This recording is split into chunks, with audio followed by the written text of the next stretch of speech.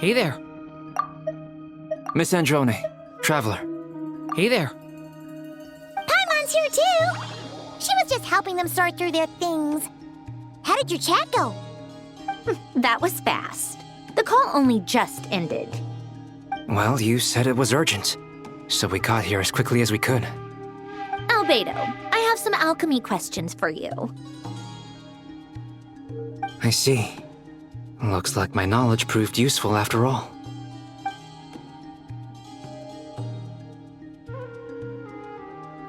If I might ask, what is the end goal for the modified formula you'll be using? I needed to predict the future of the entire world. But I've run into some teething issues since trying to implement Renee's theory of the four orthants. I see. I'll have a look at it. Still, computing power is the real issue here. How do you plan to solve it? About that, it's been sorted. Oh, with the Traveler's help?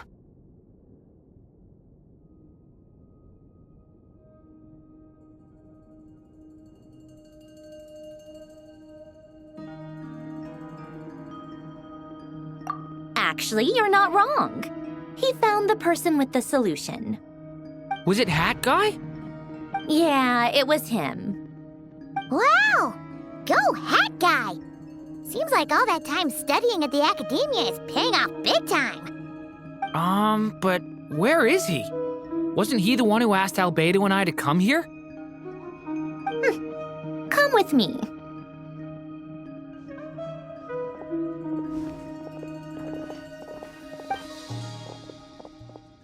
Hat Guy? What's happened to him? Hat Guy! Can you hear us? No response. I guess he's in hibernation.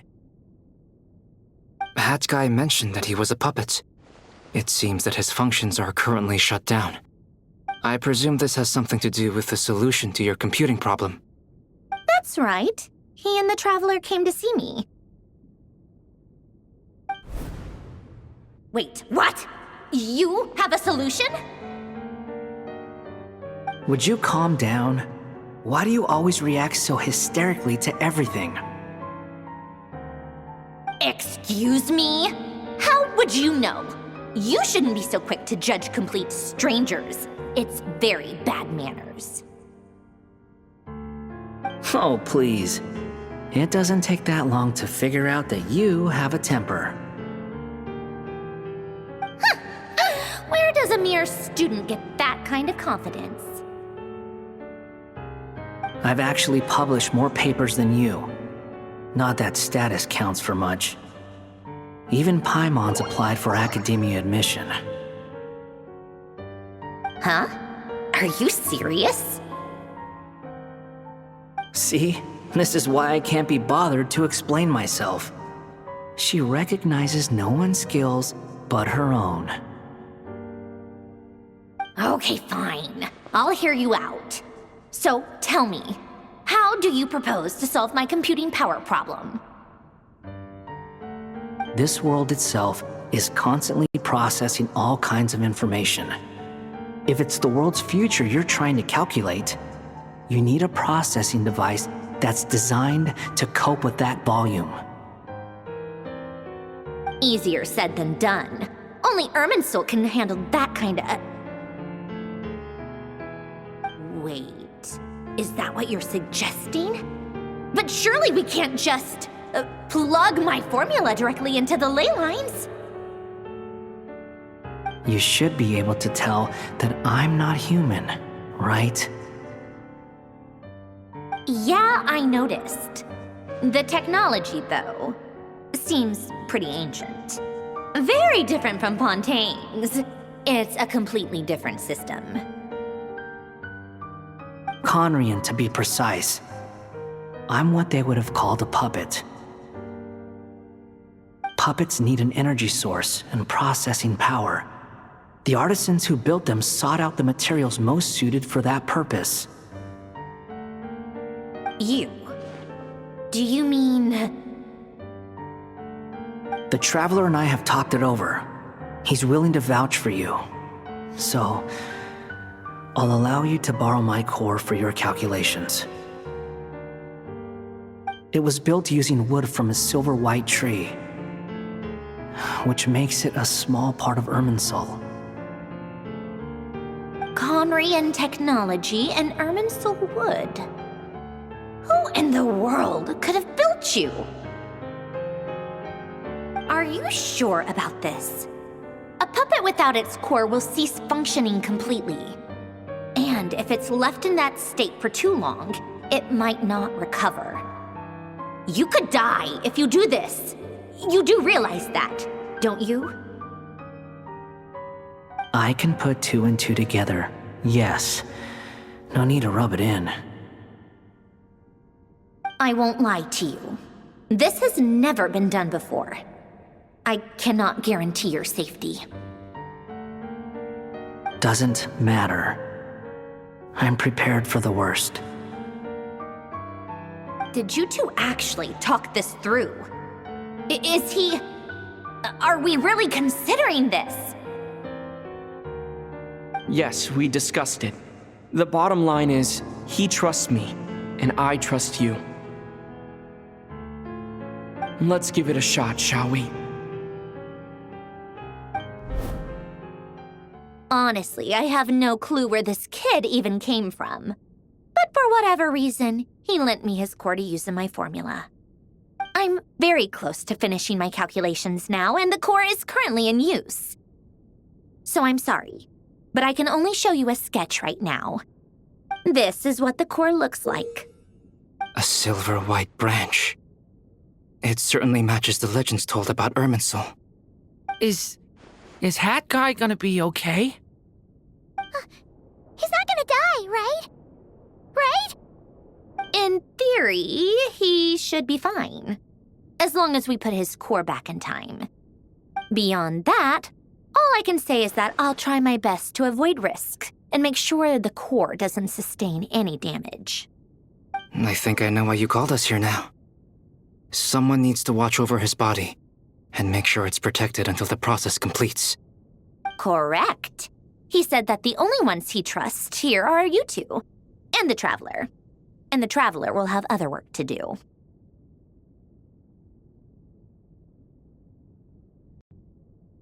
He will have our undivided attention. Aw, Hat Guy. On a more positive note, things are progressing steadily on my end. I'll call everyone in for a meeting once the results are out.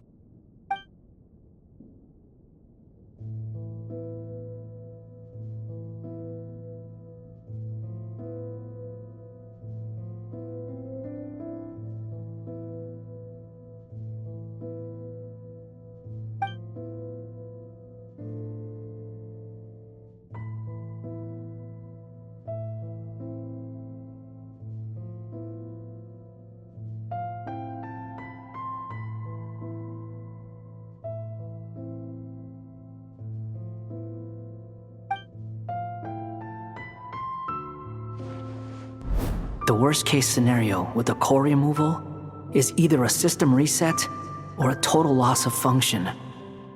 But I'm not afraid. A quiet death should have been my fate long ago. A core is completely different from a heart. It's like another vital organ entirely. I never believed it could be a true replacement for what I sought. But in the end, it turns out the core was more useful to me. Pretty funny when you think about it. It's like the punchline of my entire life. Do you think there's any difference between a puppet and a human? If not, then this would just be another samsara. I have already experienced both a past life and a next life. Part of me wonders whether I'm only capable of making this decision because I've become a real human. What's with that expression? Isn't this a good thing? Sandrone will succeed, won't she? She has to. She will. We all have to persevere until this is over. That's right. And I'll protect you all until a moment of victory arrives.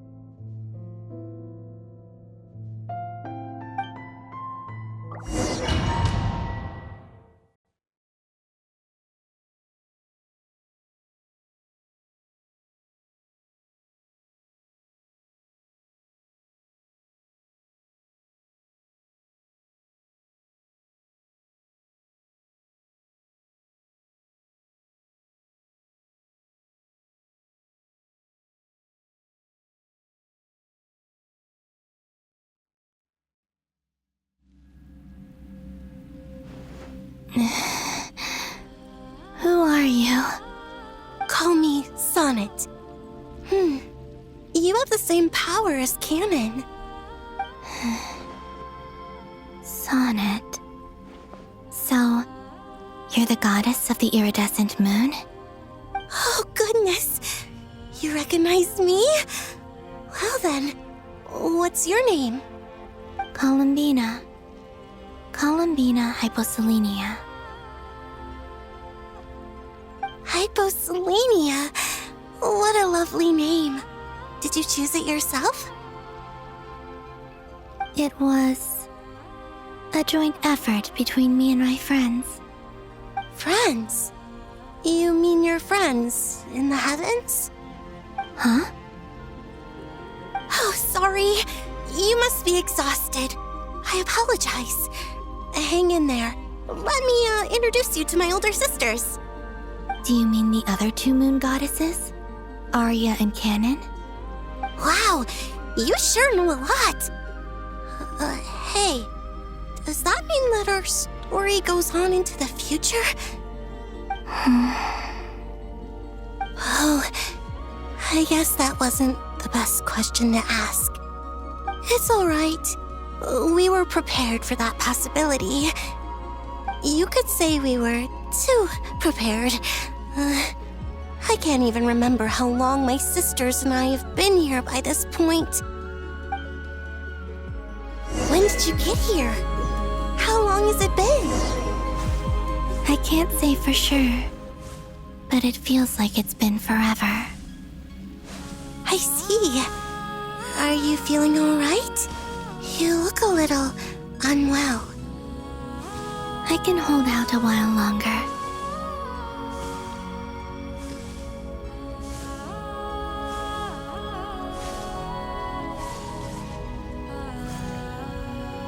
We don't have far to go. The place where my sisters and I are based is just up ahead. Don't worry, they're both really nice. I'll introduce you.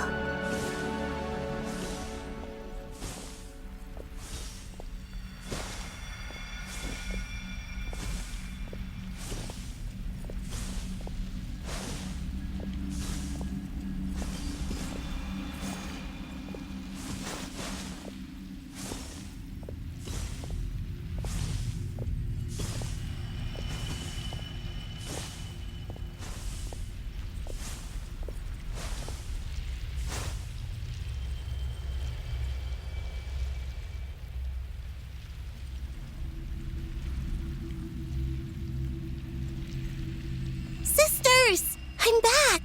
And look who I've brought with me!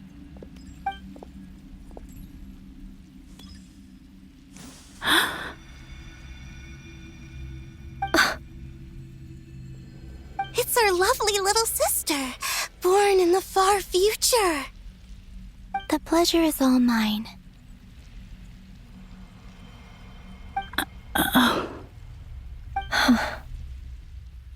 Allow me to introduce you to Columbina Hyposelenia.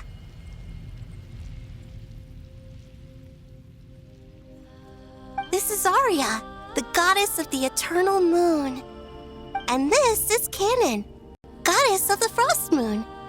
Canon, don't you think Hyposelenia's power is similar to yours?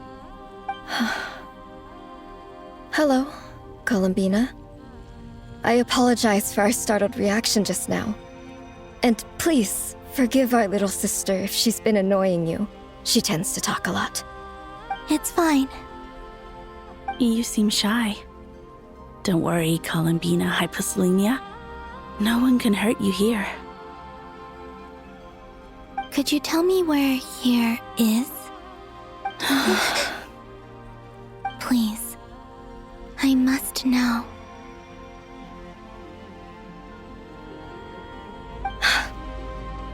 My dear sister, this is where Tevat's original ruler, the Dragon King Nibelung, imprisoned the moon goddesses.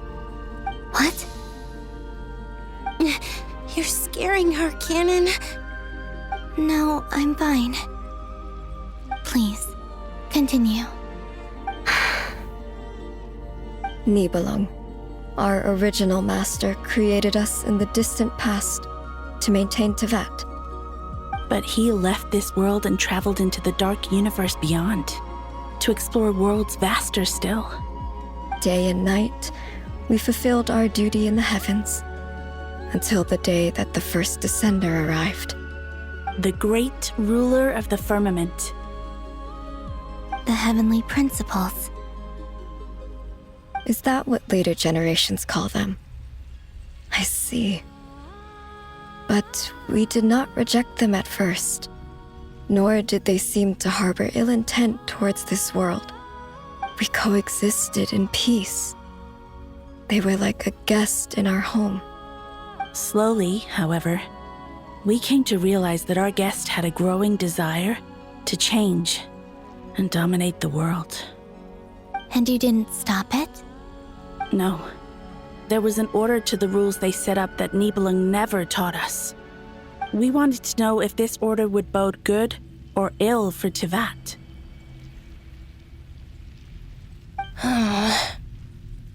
All right. Canon and I wanted to know. Sonnet was against it from the outset. Later, we discovered that this great ruler of the firmament bore an almost paranoid hostility toward the desire of certain life forms to seek power. Or perhaps they feared them. They would even cast down celestial nails as manifestations of their power, to punish the civilizations of the world below. Only this was far beyond mere punishment. Right. Their rules brought order, but the price people paid for merely testing the limits of those rules was far too great. I did everything in my power to help the punished escape catastrophe, but still, too many lives were lost. The ancestors of the Frost Moon Scions were some of the ones you helped. But just when we had decided to take countermeasures, the Dragon King, Nibelung, returned. And so began the War of Funerary Flame. So, that's the name the world gave that war in the future. Well, who won in the end? As far as I know, the Heavenly Principles won, although it came at a great cost. They remained in Tevat, where they continue to rule to this day. And the world's original master, the Dragon King Nibelung, was destroyed. And what of the moons? Are there still 3 moons in Tevat's skies? You can tell us the truth, Columbina. We know we are but remnants of a bygone age. We are prepared for the answer. Only the frost moon remains. But it has been cast beyond the false firmament by the heavenly principles. The eternal and iridescent moons were both shattered during the war. So death finally came for us in the end. Sonnet. But you're still here, aren't you? A moon goddess cannot live without her moon, Columbina. She's right.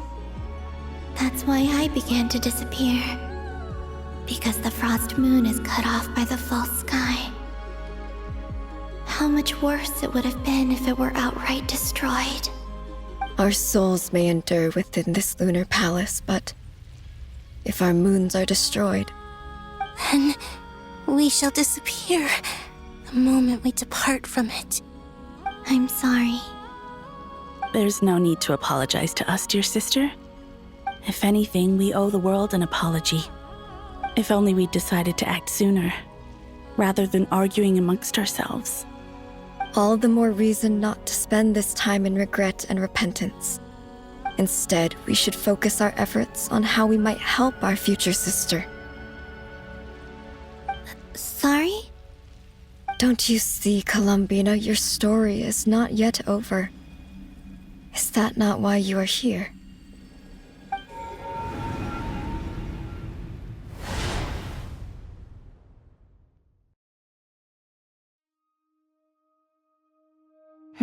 It's done.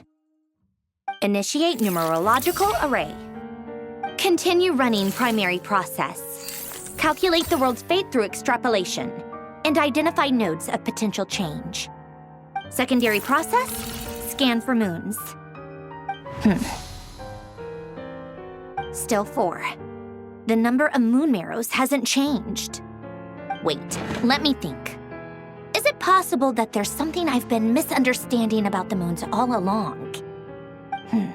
Variables. Variables in the world. I know where potential variables within the world come from. So what about the moons? Are there any variables there? Like their life or death, for instance. What if being alive or dead makes no difference to a moon? But that's so strange. Even immortal gods can die. Why would the moons alone be? Wait! I've got it! If alive or dead is considered a variable, we might have had this wrong the whole time. No one ever said that a moon marrow equals a living moon. We just made that assumption ourselves. Initiate secondary process. Scan again. This time filtering out interfering perimeter, moon marrow. I don't care if they're natural or artificial. Get them out of my search results! Why? It says 3 moons still exist in Teyvat, even after excluding the moon marrows. But we know for a fact that 2 of them are dead. Redo the scan. Narrow the results to living moons and real moons. No, scrap that. Narrow it down to moons that have lunar authority and remain alive. Why?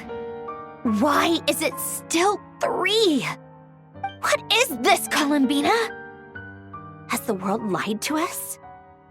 Or are you the one pulling the wool over our eyes?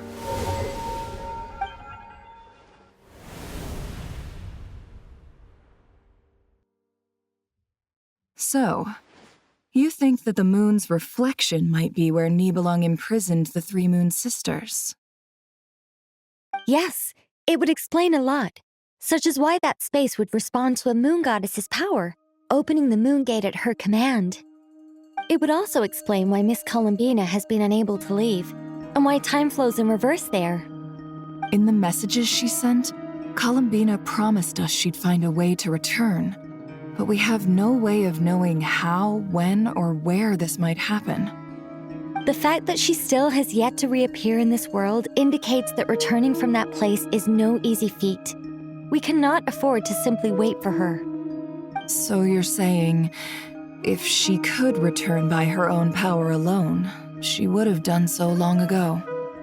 Yes, she certainly wouldn't leave it to this late stage when it's so touch and go. I've been giving this some thought, and I've come to believe that Luanatar might be an anchor that she left behind, as a sort of future waypoint. This could also explain why Luanatar is always by the traveler's side. Sounds like a plausible theory. If that's the case, there must be some criteria we need to fulfill to allow Columbina to return to the present. The question is, what could they be?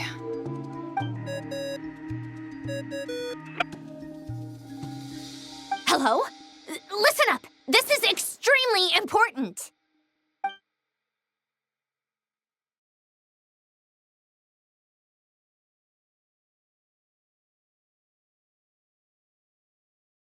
Not only is Columbina alive, but she may well exist in a form unimaginable to us. I'm still unclear on the details, but she's done something truly inconceivable in the past. And the clue to what she's done lies in the moon and Tevat sky. Truly amazing. Oh, I'm so delighted for her. I'm sure we all feel the same. And I'm sure Columbina is ready to get back here and fight by our side. I'll keep my calculations going and try to find some way of coordinating with her. But that's not an excuse for everyone else to slack off, okay? All of you had better keep trying to think of solutions. How can the dead moon still live? And Luanatar...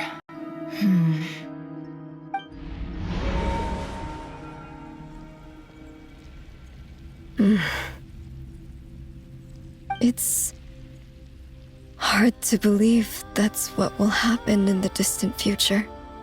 Our authority is linked to the most fundamental rules of Tevat. I suppose it's no wonder that many would covet that power. I didn't realize that when you said friends, you meant people who live down in Tevat. That's so lovely. I always wanted to go down there and have some fun. Have you ever tried leaving this prison? Of course. Between us, we've tried everything. But no matter where we go, this space will eventually bring us back here. It's like the center of a whirlpool. Everything ultimately converges here, at the moment when Nibelung imprisoned us. In that case, have you tried using any of those pathways that connect this space to the real world? Sorry? What are those? They're passages through which you can make small-scale changes to reality by using Kuvaki. Or am I the only one who can use those passages? Because part of my soul remains in reality. Kuvaki. What is that? You don't know? It's a unique kind of elemental energy found only in Nodcry, the land from which the moons arose. Oh. Well, it's true that the moons first rose up from the part of Tevat you say is called Nodcry. But there is no difference in the elemental energy between there and anywhere else. What?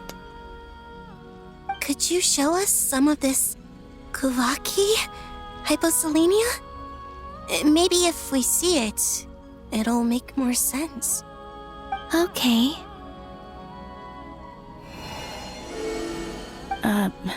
Isn't that just your power?